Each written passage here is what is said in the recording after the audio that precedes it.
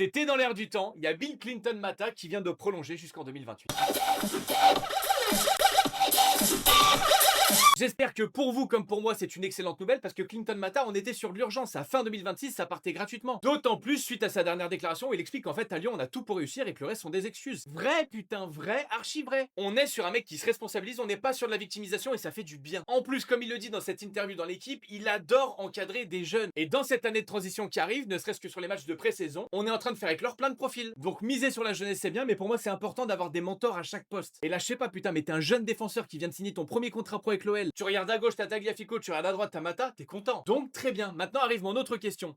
Qu'est-ce qu'on fait de Matic? Parce que Matic en expérience dans le vestiaire, c'est compliqué de faire mieux. Maintenant, sa situation et son contexte sont profondément différents. Mata, c'est 32 ans, Matic, c'est 37. Mata, c'est un peu plus d'1 million d'euros de salaire annuel, Matic, c'est 4,8. Et un point qui pour moi est peut-être le plus important, c'est que Matic, depuis le départ de Pierre Sage, pour ne pas dire depuis l'arrivée de Paulo Fonseca, c'est plus du tout le même. Pierre Sage avait plutôt adopté une position, c'est toi le boss, explique-moi ce que t'attends de moi et je te le donnerai. Et Matic, au vu de son statut et de son histoire, avait par exemple négocié sous Pierre Sage de réduire son volume d'entraînement. Et ça avait été accepté. Fonseca, quand il arrive, y a pas de star. J'ai un programme, j'ai des projets et ce sera exactement la même chose pour tout le monde. Et là arrivent les premières tensions. Et les tensions depuis l'arrivée de Fonseca n'auront jamais cessé de croître. Inutile de vous reparler de la double confrontation face à Manchester United, ni du derby, ni, et vous l'aurez bien vu, de la gestion de Matic sur cette pré-saison. Moi aujourd'hui je serai plus dans une position où je le remercierai pour les travaux. Je récupère quasiment 5 millions d'euros annuels de salaire et on passe à autre chose.